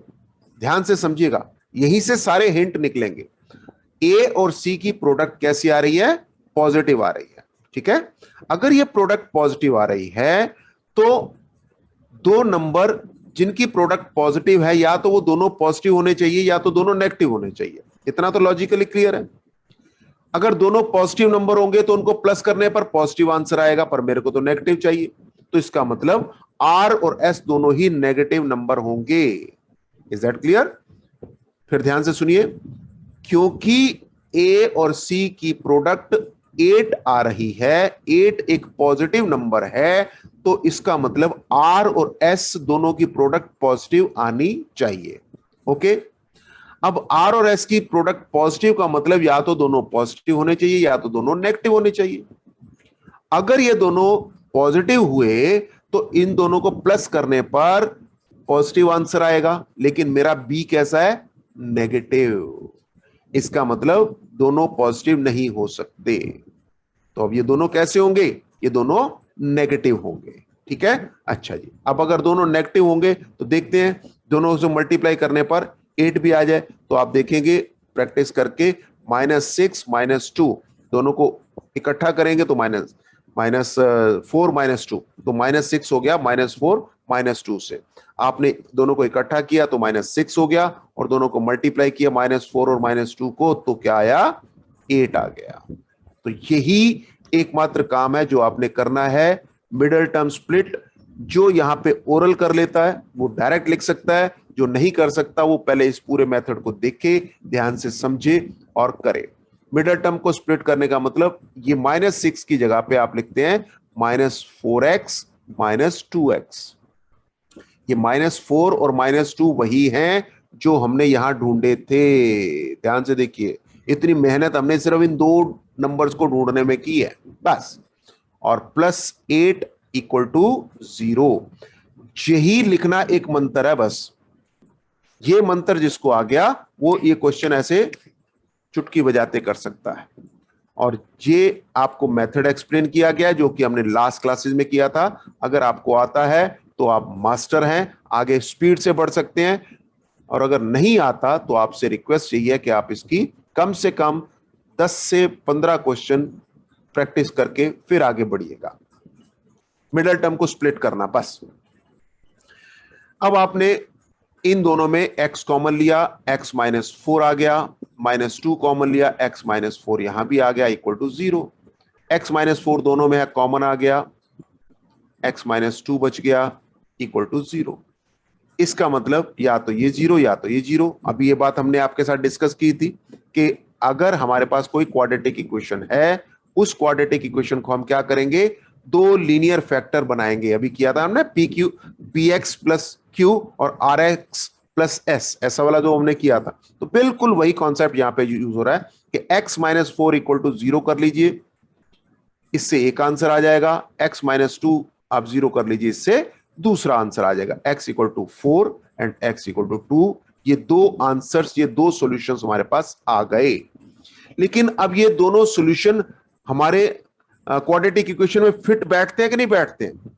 अगर हमें ये चेक करना है कि x = 2, x = 4 ये हमारे गिवन क्वेश्चन में फिट बैठते हैं कि नहीं बैठते हैं, ये भी चेक करने का दिल कर रहा है हमारा। तो क्या करें? आप x की जगह 4 लगा के चेक कर लीजिए। तो यहां पर x की जगह 4 लगाया, 4² -6 × 4 + 8, क्या ये 0 आ रहा है? देखते हैं। ये हो गया 16 -24 + 8, ये पॉजिटिव है, ये पॉजिटिव इकट्ठा हुआ 24 -24, ये 0 आ गया। इधर भी राइट साइड भी 0 है। It means x = 4 is my required answer. ये सॉल्यूशन है। तो जिस वैल्यू को रख के ओरिजिनल इक्वेशन में वैल्यू वेरीफाई हो जाती है, left hand side right hand side बराबर हो जाता है, वो हमारा सॉल्यूशन होता है। ठीक है, इसी तरह से आपसे रिक्वेस्ट है कि आप x = 2 को भी वेरीफाई करके देख सकते हैं, और वो भी आपका आंसर, अगर left hand side right hand side बराबर आ रही है तो वो भी आपका एक सॉल्यूशन होगा। और क्वाड्रेटिक इक्वेशन के दो मैक्सिमम डिस्टिंक्ट सॉल्यूशन हो सकते हैं। ठीक है, अब इसके ऊपर बाकी की चर्चा हम आगे जैसे जैसे चैप्टर में बढ़ते जाएंगे करते जाएंगे, इसीलिए सब कुछ इसी क्वेश्चन के लिए नहीं छोड़ रहे, आगे भी बढ़ते बढ़ते हम बहुत कुछ करेंगे। और ये चैप्टर एक लंबा चैप्टर है, but definitely we will take care of each and every aspect of the chapter. और आगे बढ़ते हैं, एग्जाम्पल 5 को आपके साथ शेयर करते हैं। Find the roots of the quadratic equation. एक रिक्वेस्ट करें आपसे, जल्दबाजी मत करना दोस्त, जल्दबाजी मत करना। अभी आप रिवीजन कर रहे हो, पूरी मस्ती में करो, पूरे आराम से करो, टाइम की चिंता मत करो, आराम से करो। जब आप एक बार दो बार इन क्वेश्चंस को कर लोगे तो अपना स्पीड से मन अपने आप बोलेगा। हमें जल्दबाजी बिल्कुल नहीं करनी। We will do each and everything very coolly and calmly. तो आप इसके साथ पहले तो लिखो भाई बड़े आराम से, क्या? क्वाड्रेटिक इक्वेशन लीजिए, स्टैंडर्ड फॉर्म में लिख ली। अब आप कंपेयर कीजिए और कंपेयर करने के बाद a की वैल्यू क्या आई 3, b की वैल्यू क्या आई -2√6 और c की वैल्यू क्या आ गई 2। बिल्कुल बच्चा बन जाइए। ये क्वेश्चन आपको नहीं तो डराने की कोशिश करेगा, बच्चा बन के सीखिए, कोई स्पीड के चक्कर में मत पड़िए फिलहाल, अगर कंफर्टेबल नहीं है तो। अगर कंफर्टेबल है फिर तो मौज लो और भागो, फिर कोई टेंशन नहीं। लेकिन अगर जरा सा भी डिस्कंफर्ट है तो इसका वही मेथड याद कीजिए जो अभी हमने डिस्कस किया है। b की वैल्यू क्या है, b इज -2√6। इसके हमने दो हिस्से करने हैं, जिनको हम ऐड करें तो -2√6 आए, और अगर मल्टीप्लाई करने की बात करें तो मल्टीप्लाई करके किसके बराबर आना चाहिए, a और c की मल्टीप्लिकेशन के बराबर आना चाहिए। a क्या है 3, c क्या है 2, तो ये आ गया 6। यानी मल्टीप्लाई करने पर 6 होना चाहिए और प्लस करने पर -2√6 होना चाहिए। अब फिर देखिए क्या ये पॉजिटिव है, यस इट इज पॉजिटिव। तो इसका मतलब या तो दोनों हिस्से पॉजिटिव होंगे, बोथ पॉजिटिव या बोथ नेगेटिव, ऐसे ही होगा ना, तभी तो पॉजिटिव आंसर आएगा। या तो दोनों पॉजिटिव नंबर होने चाहिए, दोनों नेगेटिव होने चाहिए। अब अपना बी कैसा है, नेगेटिव है, तो इसका मतलब दोनों ही नेगेटिव होंगे। तो चलिए सोचते हैं, तो सोचना क्या है, -√6 -√6, इन दोनों को इकट्ठा करोगे तो ये -2 ऑफ -√6 आ जाएगा, और मल्टीप्लाई करने पर अगर आप इन दोनों को मल्टीप्लाई करके देखेंगे तो आ जाएगा एग्जैक्टली 6। तो ये पार्ट जब आप कर लेते हैं तो आपका क्वेश्चन बिल्कुल, यहां जितना भी टाइम लगाना है लगा लीजिए, इसी की प्रैक्टिस करके ही आपने आगे बढ़ना है। आपको बताया था कि कम से कम 10 से 15 क्वेश्चन मिडिल टर्म स्प्लिट करने के आपने करने ही करने हैं। कोई डाउट हो तो हमसे पूछना है भाई। इस टॉपिक को यहां मास्टर करने के लिए ये जगह बड़ी इंपॉर्टेंट है। मेथड आपको बता दिया। अब क्या करें, हमने मिडिल टर्म स्प्लिट कर ली भाई। 3x² -√6x -√6x, देखिए ये दो हिस्से किए थे ना, -√6 -√6, तो वही दोनों हिस्से हमने यहां यूज किए x के साथ, +2 = 0। अब क्या कॉमन लिया जा सकता है, क्या कॉमन लिया जा सकता है, तो जल्दबाजी यहां भी नहीं करनी, बिल्कुल आराम से कैलकुलेशन आपकी एक्सट्रीम बढ़िया होनी चाहिए। तो आप देखिएगा √3 को √3 से अगर मैं मल्टीप्लाई करूं तो क्या आता है 3, और इसी तरह से √2 को √3 से मल्टीप्लाई करूं तो क्या आता है √6। ये छोटी छोटी बातें आपको पता होनी चाहिए। और √2 को √2 से मल्टीप्लाई करूं तो क्या आता है 2। यही बात आपको बड़े आराम से लेकिन अच्छे से पता होनी चाहिए। बहुत इंपॉर्टेंट छोटी छोटी बातें हैं। यानी इस दिए हुए क्वेश्चन को हम ऐसे लिख सकते हैं, √3 कॉमन, x कॉमन। तो अगर 3 में से √3 चला गया, दोनों √3 में से एक √3 चला गया तो एक बच गया, ये √3 अंदर रह गया, x आपके पास है, माइनस ये √6 है। √6 क्या होता है, √2 √3, √3 तो बाहर चला गया, बचा क्या √2। लीजिए, अब यहां माइनस होगा तो हमेशा माइनस कॉमन होगा ही होगा।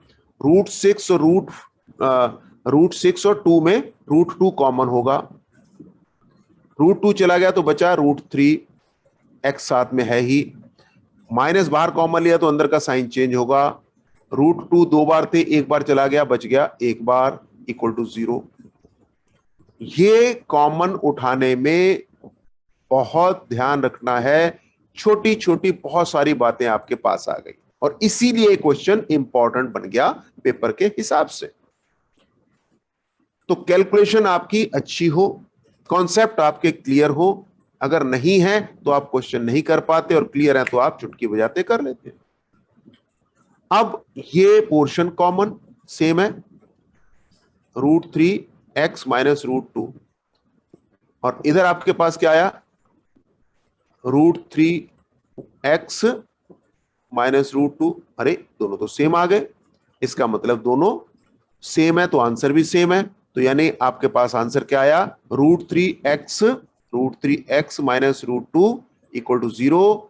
एक्स की वैल्यू क्या आएगी, √2 अपॉन √3, यही आएगी 2 बार, ट्वाइस ट्वाइस। इसके ऊपर आगे हम चर्चा करेंगे क्योंकि चैप्टर में अभी बहुत कुछ है। इक्वल रूट्स वाला कॉन्सेप्ट आएगा, वो हम आगे डिस्कस करेंगे चैप्टर के लेटर पार्ट में। तो इसीलिए अभी हम यहां कोई कॉम्प्लिकेट नहीं कर रहे। अभी हम क्या कर रहे हैं, सिर्फ सॉल्व किया हमने किसको, क्वाड्रेटिक इक्वेशन को, कैसे, by splitting the middle term, और रूट्स हमने निकाले। ठीक है, अभी तक जहां आप पहुंचे हैं, आपको एक्सपेक्ट क्या किया गया कि आप मिडिल टर्म को तोड़ के ही रूट्स को निकालें। हालांकि और मेथड्स भी हैं, वो भी हम सब्सिक्वेंटली बताएंगे। हाँ, पेपर में अगर वो डिमांड करता है कि भाई मुझे इस पर्टिकुलर क्वेश्चन को इस पर्टिकुलर मेथड से ही करना है, तब तो आपको करना ही पड़ेगा, और इसीलिए आपको सारे मेथड्स को सीखना है। अगर वो डिमांड नहीं करेगा, तब तो एक आपको बहुत बढ़िया मंत्र दे देंगे, उससे आपके सारे क्वेश्चन सॉल्व हो जाएंगे। Need not to worry about, ये सारे क्वेश्चन तो ऐसे ऐसे सॉल्व हो जाने वाले हैं। ठीक है, तो अभी फिलहाल आप बिल्कुल चिंता नहीं करनी। अभी हमने क्या ध्यान देना है कि मेथड्स क्या क्या हैं, उसके अंदर क्या क्या पूछा गया है, क्या क्या हम यूज करते हैं, और एक बार वो कंप्लीट हो गया तो देखिएगा बहुत ही मजे से हर क्वेश्चन सॉल्व हो जाएगा। आगे बढ़ते हैं।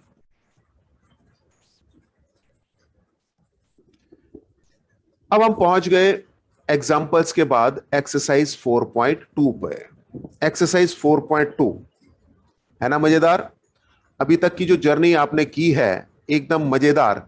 अब एक्सरसाइज 4.2 क्या पूछा गया है, find the roots of the following quadratic equations by factorisation. अभी आपसे बात की थी कि अगर डिमांड कर दी कि भाई आप इसे सॉल्व कीजिए, फैक्टराइजेशन मतलब वही मिडिल टर्म तोड़ो, स्प्लिटिंग द मिडिल टर्म। तो अगर आपने इन क्वेश्चंस की 20-25 क्वेश्चन, 10 क्वेश्चन, 15 क्वेश्चन सॉल्व करके देख रखे हैं, मिडिल टर्म को तोड़ने की खूब अच्छे से प्रैक्टिस कर रखी है, तो ये क्वेश्चन बिल्कुल भी प्रॉब्लम नहीं देंगे। तो आपको क्या करना है, सिर्फ एक ही बात पे ध्यान रखना है कि कम से कम इतने क्वेश्चन आप जरूर कर लीजिए कि ये क्वेश्चंस जो मिडिल टर्म को स्प्लिट करके फैक्टराइज करके वाले हैं वो आसानी से हो जाए। ठीक है, नहीं भी होते अभी तो फिलहाल चैप्टर के आगे बढ़ते बढ़ते बढ़ते बढ़ते वो सारी चीजें आपको समझ आ जाएंगी। Every question you will be able to do, need not to worry. और आगे बढ़ते हैं, अब एक एक करके इन क्वेश्चंस को देखते हैं। पहला, find the roots of the quadratic equation by factorisation. अब हम उतना टाइम नहीं लगाना चाहेंगे क्योंकि आपसे मेथड डिस्कस हो चुका है, तो अब हम स्पीड से काम करेंगे। यहां पर है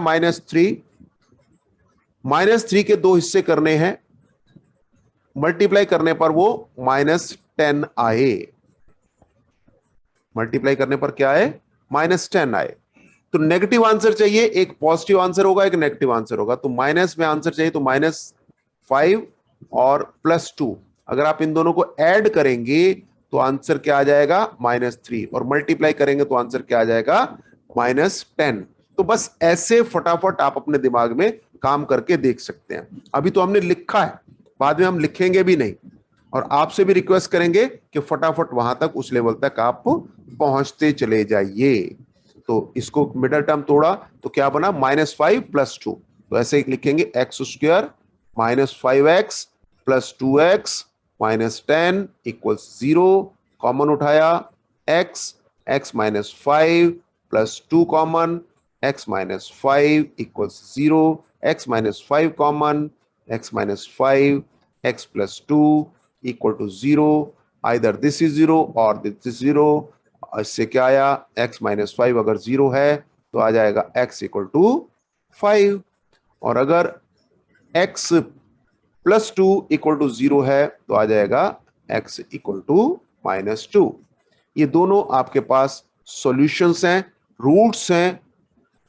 क्वाड्रेटिक इक्वेशन या किसी भी इक्वेशन की वो वैल्यू जो उसको सेटिस्फाई करती हैं, उसे या तो उसे सॉल्यूशन बोलते हैं या उसे रूट्स बोलते हैं, रूट्स ऑफ द इक्वेशन। अब वो क्वाड्रेटिक इक्वेशन है तो उसके दो रूट्स होंगे, लीनियर इक्वेशन है तो वन रूट होगा, क्यूबिक है तो तीन, and so on so fourth. आगे बढ़ते हैं, तो ये बात एकदम क्लियर हो गई। नेक्स्ट, ये क्वेश्चन थोड़ा स्पीड से चलते हैं और आपसे रिक्वेस्ट है कि आप भी स्पीड बढ़ाएं। आप यहां है 1, ये है 2 और ये है -6, मल्टीप्लाई करने पर कितना आया -12, और आना चाहिए प्लस का, तो प्लस का नंबर बड़ा और माइनस का छोटा, तभी तो इन दोनों को प्लस करेंगे तो +1 आएगा और मल्टीप्लाई करेंगे तो क्या आएगा -12। तो ऐसे फटाफट स्कीम अपने दिमाग को लगा के बनाते जाइए, और जैसे ही आप बना पाएंगे x² + 4x - 3x - 6 = 0, और फिर तो बिल्कुल एक्शन रिप्ले चल रहा है। 2x कॉमन, x + 2 - 3 कॉमन, x + 2 = 0, x + 2 सेम कॉमन आ गया। इसके बाद आया 2x - 3 = 0, अगर ये 0 है तो x की वैल्यू आ गई -2, और अगर ये 0 है तो x की वैल्यू क्या आ गई 3/2।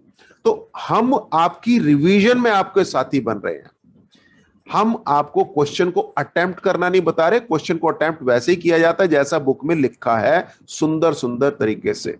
ठीक है, हम क्या कर रहे हैं, जैसे आप रफ कॉपी में करते हैं ना स्पीड से, बस बिल्कुल वही स्पीड अपने को आजमा के चलनी है। आप बिल्कुल अपनी रफ कॉपी समझिए, ये जो आपको बोर्ड दिखाई दे रहा है वैसा स्पीड से काम करना है, अपने को समझ आ जाए बस उतना ही लिखना है और आगे फटाफट करते चले जाना है। अभी टाइम नहीं लगाना बिल्कुल भी, रिवीजन में ऐसे ही किया जाता है। कैसे अटेम्प्ट करना है वो सारी चीजें भी आपको बताएंगे, कैसे सुंदर लगना चाहिए, कैसे सारी चीजें आपको यही बताएंगे, लेकिन अभी नहीं, अभी उसका वक्त नहीं आया। अभी हम क्या कर रहे हैं, रफली स्पीड से अपनी कॉपी पे जैसे फटाफट काम किया जाता है बिल्कुल वैसे ही काम करते हुए बढ़ रहे हैं। कुछ हिस्सा हम करेंगे, कुछ आप करेंगे, और मिलजुल के अपना काम बढ़िया से हो जाएगा। नेक्स्ट क्वेश्चन,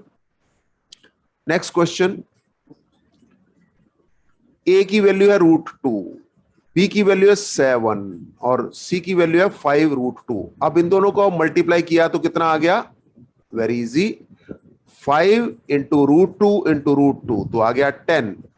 अब 7 के दो हिस्से करने हैं जिसकी प्रोडक्ट 10 हो, तो भैया वो तो 5 और 2 होते हैं, फटाफट दिख गया अपने को, काम खत्म। अब आप क्या करेंगे, √2x² + 5x + 2x + 5√2। अब देखिए मिडिल टर्म जैसे स्प्लिट फटाक से हो गई, आपका आंसर आ गया। अब इन दोनों में कॉमन क्या आया,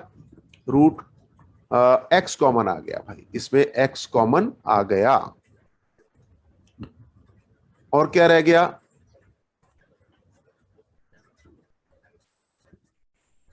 √2x + 5।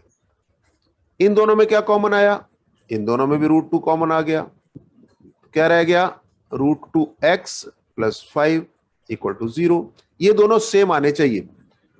अगर आपने ये फैक्टराइज ठीक किया है, ये याद रखिएगा, ये मंत्र दे रहे हैं आप यहां पे, अगर आपने ये फैक्टराइज ठीक किया है तो यहां पर ये बिल्कुल सेम बचेंगे। अगर यहां सेम नहीं बच रहे तो या तो मान लो आपने यहां गलती की है, या यहां पे कॉमन गलत ले रहे हो, बस, और कुछ नहीं हो सकता। या तो आपने फैक्टरी गलत की है तो फिर वैसे ही कुछ नहीं हो सकता, वापस जाओ दोबारा से सोचो। और अगर आपने यहां कॉमन गलत लिया है तो फिर थोड़ा सा ध्यान से करो, ये दोनों ब्रैकेट सेम दिखनी चाहिए। अगर ये दोनों सेम नहीं दिख रही तो मिस्टेक हो चुकी है, ऐसा मान लीजिए। तो अभी तो अपने को ठीक दिख रहा है, इसका मतलब √2x + 5 ये कॉमन हो गया, बचा क्या, x + √2, x + √2 = 0। या तो ये 0 होगा तो इससे x की वैल्यू आ गई -5/√2, अगर ये 0 होगा तो x की वैल्यू आ गई -√2, और ये अपने पास दोनों के दोनों आंसर आ गए, दोनों के दोनों रूट्स आ गए, किसके, पार्ट 3 क्वेश्चन 1 के। फर्दर सिंप्लीफिकेशन की जरूरत नहीं, अभी फिलहाल यहीं तक छोड़ दीजिए और मजे लीजिए, एंजॉय कीजिए। Question number 1 is over. Question number 1 part 3 is over. हालांकि इसके और भी कुछ पार्ट्स हैं, लेट वी सी कि वो क्वेश्चन किस तरह के हैं। अगर बिल्कुल सिमिलर होंगे तो आप पे छोड़ दिए जाएंगे, और अगर उसमें कुछ करने लायक होगा, कुछ नयापन होगा, तो वो हम करेंगे। ठीक है, कुछ नयापन होगा तो हम करेंगे, बिल्कुल सिमिलर होगा तो वो आप करेंगे, मिलजुल के काम होगा। ठीक है, इसमें 1/8 का कॉन्सेप्ट आ रहा है, तो चलो इसको भी हम करते हैं। आप देखते जाइए कि किस तरह से डील किया जाता है। उसके बाद आपको भी बहुत सारे क्वेश्चन दिए जाएंगे, जिससे कि आप बिल्कुल एकदम मास्टर हो जाएंगे एग्जाम से बहुत पहले। 2x² minus x plus 1/8, 2x² minus x plus 1/8 equal to 0। देखो भाई, इस तरह के क्वेश्चन को करने की एक एडवाइस आपको देते हैं। राइट साइड पे तो 0 है, इसलिए इसको तो किसी से भी मल्टीप्लाई कर लो, कोई फर्क पड़ने वाला है नहीं। तो सबसे पहले आप इसको अगर आप 8 से मल्टीप्लाई कर लो, तो इधर भी 8 से मल्टीप्लाई कर लो, तो ये क्वेश्चन थोड़ा सा सिंपलर फॉर्म में रिड्यूस हो जाएगा देखने में। 8 से मल्टीप्लाई किया हमने दोनों साइड को, तो इसे क्या किया, मल्टीप्लाइंग बोथ साइड बाई 8। तो आपके दिमाग में आएगा क्यों 8 से क्यों करें, तो यहां 8 डिनोमिनेटर में दिखाई दे रहा था, हम चाहते यहां पे डिनोमिनेटर में 1 हो, यानी कि डिनोमिनेटर ना दिखे, हो ही ना, तो आसान दिखेगा क्वेश्चन। तो हमने 8 से इसलिए मल्टीप्लाई किया दोनों साइड को। ऐसा करना अलाउड है, क्योंकि आप दोनों साइड के साथ समान व्यवहार कर रहे हो, दोनों साइड को 8 से मल्टीप्लाई कर सकते हैं। कर दिया, 2 इंटू 8 16 हो गया, 16x² minus 8x plus 1 equal to 0 को 8 से मल्टीप्लाई किया तब भी वो 0 ही आएगा। ओके, ये तो हो गई पहली बात। अब दोनों को मल्टीप्लाई करने पर 16 और 1 को मल्टीप्लाई करने पर क्या आया, 16, और आंसर यहां पे कितना आना चाहिए, -8। अब मल्टीप्लाई करने पर 16 यानी पॉजिटिव, और प्लस करने पर नेगेटिव, वो भी 8 का, तो फिर -4 और -4 ही हो सकता है। आप देखो गौर से, -4 -4 8 हो जाता है, और मल्टीप्लाई करने पर +16 हो जाता है। तो यहां जैसे ही आपने मिडिल टर्म तोड़ा, क्वेश्चन सॉल्व हो गया। हम क्या लिखेंगे, 16x² -4x प्लस 1 इक्वल्स 0, और इसके बाद यहां कॉमन उठाएंगे 4x, यहां पे आपके पास 4x बच गया -1, क्योंकि पूरा 4x बाहर जा चुका है। अब यहां कुछ नहीं दिख रहा तो 0 नहीं लगाना, हमेशा 1 तो होता ही है। कुछ भी अगर दिखाई ना दे कॉमन में तो 1 तो होता है, 0 मत लगा देना कभी गलती से। तो माइनस, यहां माइनस होगा तो माइनस जरूर लेना पड़ेगा, कुछ भी हो। और अगर कुछ नहीं दिख रहा 4 और 1 में कॉमन, तो 1 तो होगा ही होगा। तो माइनस मतलब ऐसा नहीं कि -0 कर दिया, सब गड़बड़ हो जाएगी। माइनस बाहर है तो माइनस लेना ही लेना है, तो माइनस की वजह से ये प्लस हो गया, और ये साइन चेंज हो गया, ये इस तरह से बन गया। और अगर आपने ये पार्ट्स ठीक किए हैं, ये हिस्से ठीक किए हैं, तो ये दोनों सेम आने चाहिए, ऐसा बताया था ना। तो यहां पर आप देखेंगे कि दोनों सेम आ गए। तो 4x - 1 ये कॉमन आ गया, दूसरा भी 4x - 1 ही आया है। मजे की बात तो ये है। तो इसका मतलब दोनों के आंसर सेम है, x = 1/4, x = 1/4, दोनों आंसर सेम हैं। यही, ये सारी बातें हम चैप्टर में लेटर ऑन करेंगे, क्यों सेम आ गए, कब सेम आते हैं, वो सारी बातें आपके साथ यहां डिस्कस की जाएंगी। ठीक है, so need not to worry about anything.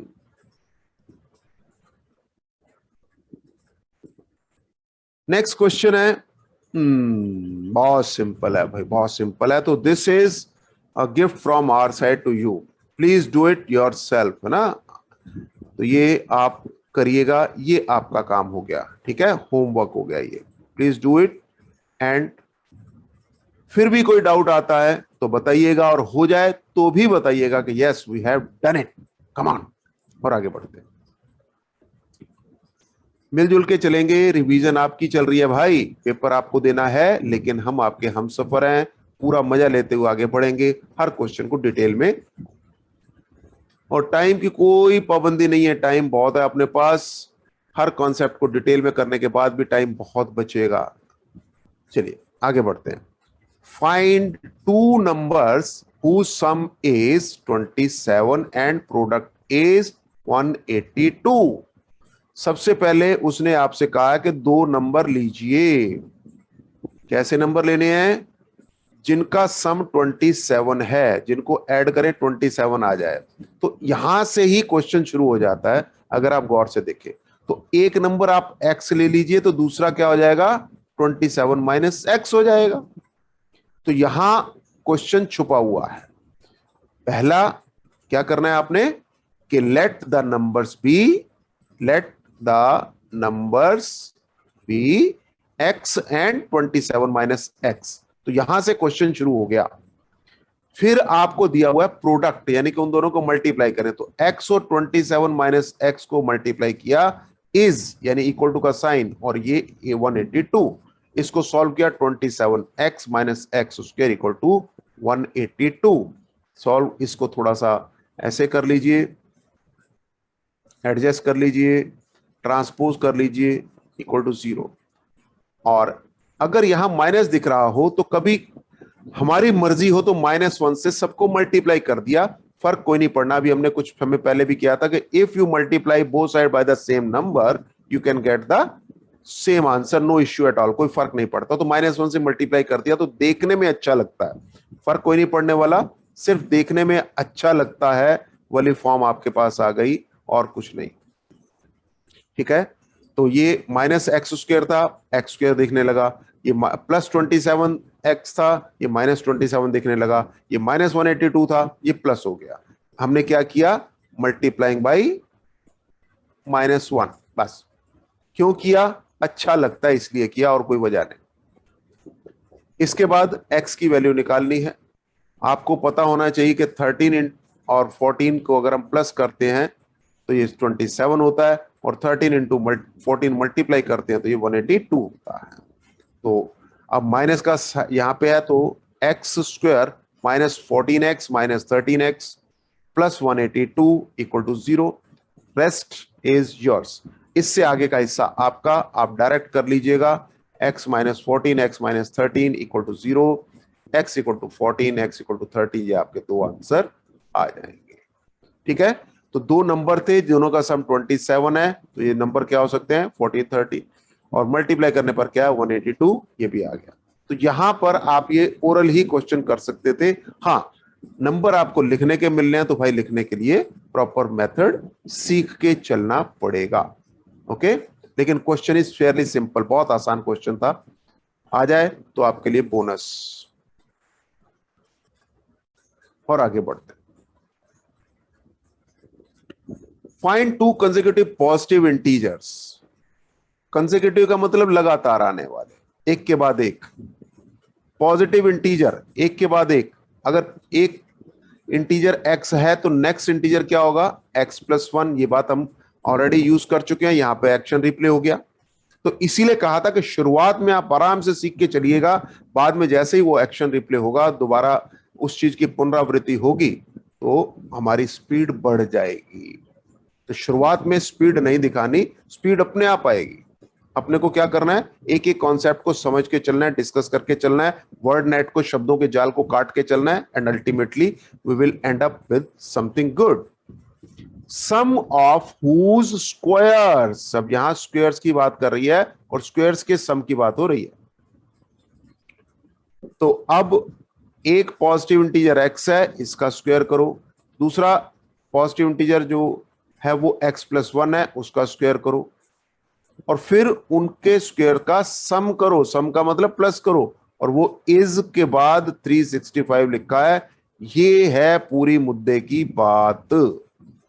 अगर ये हमने फाइंड कर लिया इस पूरी स्टेटमेंट में से, तो इसके बाद तो एक्शन रिप्ले है बस। ओपन करो ब्रैकेट, सॉल्व करो, एक्स की वैल्यू निकालो। तो इसके बाद कुछ भी मुश्किल नहीं है। देखते जाइए, एक्स स्क्वायर यहां पे आया, x square plus 2x plus 1 equal to 365।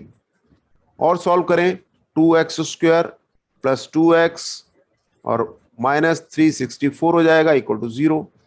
अब सारे 2 से डिवाइड हो सकते हैं, तो 2 से डिवाइड कर डालो भैया। 2 से डिवाइड कर दिया, एक्स स्क्वायर रह गया, ये x रह गया, और ये आपके पास 182 रह गया। प्लस करने पर तो आए 1 और मल्टीप्लाई करने पर आए 182। ये कैसे हो सकता है? तो नेगेटिव आंसर, तो मल्टीप्लाई 14 माइनस 13, देखो आता है 1, और 14 और माइनस 13 करोगे मल्टीप्लाई तो कितना आएगा? 182 नेगेटिव। तो आपके जो हिस्से इसके करने मिडिल टर्म के वो क्या होंगे?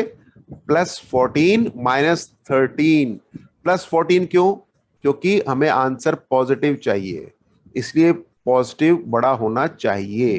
तो ये छोटी छोटी बातें हैं, मिडिल टर्म स्प्लिट करते हुए आपको ये बातें बहुत अच्छे से सीखनी है भाई। वही गड़बड़ है, अगर आपका क्वेश्चन यहां रुके तो समझ आना गड़बड़ वही है, उसको जाके दूर करके वापस आना, और फिर ये स्पीड से किया जा सकता है। x plus 14 x minus 13 equal to 0, x की वैल्यू माइनस 14 और प्लस 13। माइनस 14 हो सकता है क्या?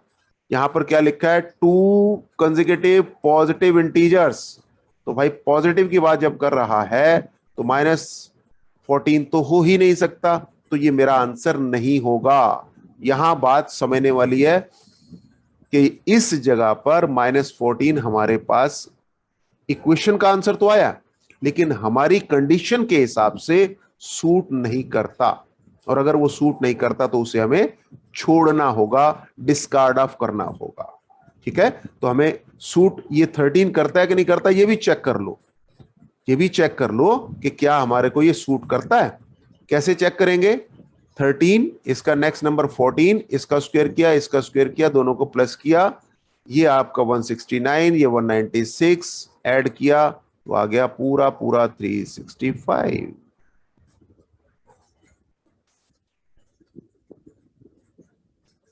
ठीक है, तो कुल मिला के आपको ये सारी चीजें बहुत ही अच्छे से चेक करनी है, और ये सारे स्क्वायर वगैरह बहुत फास्ट किए जा सकते हैं। अगर आप कन्वर्सेंट हैं इन स्क्वायर्स में तो बहुत अच्छी बात है, अदरवाइज ये सब चीजें भी आपके साथ हम शेयर करेंगे कि कैसे ये सारी चीजें बहुत ही फास्ट एकदम ओरली की जा सकती है। चलिए और आगे बढ़ते हैं बेटा।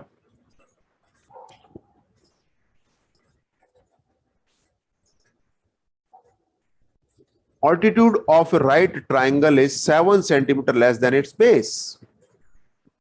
अब किन किन बातों का जिक्र करता है? अब तक आपकी गाड़ी चल पड़ी है, अब तक आपकी गाड़ी एकदम चल पड़ी है। ऑल्टीट्यूड की बात करता है, राइट ट्रायंगल है, और बेस की बात करता है 7 सेंटीमीटर लेस है। तो सबसे पहले तो आप एक राइट ट्रायंगल बना दीजिए, और ड्राइंग बनाते हुए बिल्कुल रफ बनाना है, छोटा बड़ा की चिंता नहीं करनी, बाद में देखेंगे। ये हमने रफली बना दिया। Altitude of right triangle is 7 centimetre less than it's base. Base कितना है ये नहीं पता, बेस कितना है? ये बेस है ना, ये बेस है, ये मान लो थीटा है, तो इसके सामने ऑल्टीट्यूड हो गया, ये हाइपोटेन्यूज हो गया। पाइथागोरस थ्योरम याद आ गई होगी। अभी अपने को बेस की बात कर रहा है, बेस कितना नहीं पता, मान लेते हैं बेस एक्स है, जो नहीं पता उसे एक्स मान लिया। The altitude of right triangle is 7 centimetre less than its base. तो बेस कितना है? बेस x मान लिया, तो ऑल्टीट्यूड कितना है? 7 कम है, तो x माइनस 7 हो गया, x माइनस 7 हो गया। अब मेरे दोस्त ये क्या है? ये है एक राइट ट्राइंगल। राइट ट्राइंगल है तो पाइथागोरस थ्योरम जिंदाबाद। पाइथागोरस थ्योरम क्या कहती है? Hypotenuse square is equal to perpendicular square plus base square. ये सारी चीजें अपने को आती हैं भाई, बहुत स्पीड से करना है। अब हम रिवीजन कर रहे हैं, रिवीजन का मतलब स्पीड। उसने कहा है if the hypotenuse is 13 centimetre, तो बस मुद्दे की बात यही है कि यहां 13 का स्क्वायर आ गया, P परपेंडिकुलर हो गया, अल्टीट्यूड जिसे हम कहते हैं x माइनस 7 उसका स्क्वायर, और बेस x उसका स्क्वायर। अब इसे सॉल्व तो यार खुद ही कर सकते हो, आप कर सकते हो ना? हाँ, तो मेरी ये रिक्वेस्ट है कि इसको आप स्पीड से सॉल्व करना, और फिर आंसर को निकाल के वेरीफाई करना कि ये इसके साथ मैच करता है या नहीं करता। तो नाउ ये आपका होमवर्क है, हो जाए तो बता देना हो गया, नहीं हुआ तो बता देना कैसे इसको हम आपके लिए करें। ठीक है, चलो आगे बढ़ते हैं। तो रिवीजन है, पहले ही कहा था थोड़ा काम तुम करोगे, थोड़ा काम हम करेंगे, मिलजुल के काम आपका आसान हो जाएगा। ठीक है जी, चलो जी। अब ये काम, ये एक्सरसाइज खत्म हो गई। इसके बाद जो टॉपिक है ये एक लंबा टॉपिक है, लेकिन इसको हम नेक्स्ट सेशन के लिए रखेंगे। लेकिन क्या क्या नेक्स्ट सेशन में रख रहे हैं ये मैं आपको यहां पे दिखाने जा रहा हूं कि यहां से हमारा जो है सारा पार्ट नेक्स्ट सेशन में होगा। नेक्स्ट सेशन में क्या क्या होगा, क्वाड्रेटिक इक्वेशन, उसमें क्या करेंगे हम, कंप्लीटिंग द स्क्वायर के साथ हम करेंगे, फिर एग्जाम्पल्स करेंगे, रिवीजन करेंगे कौन कौन से इंपॉर्टेंट एग्जाम्पल्स हैं, और भी एग्जाम्पल इंक्लूड करेंगे, इंपॉर्टेंट एग्जाम्पल सारे करेंगे। फिर हम कहेंगे आज ये सेशन हम इसको ओवर मान लेते हैं, और definitely what we will do in the next session, हम बहुत ही जल्दी आपको मिलेंगे और उसमें ये सारे काम आगे बढ़ाए जाएंगे। With that, thank you very much for today, bye bye.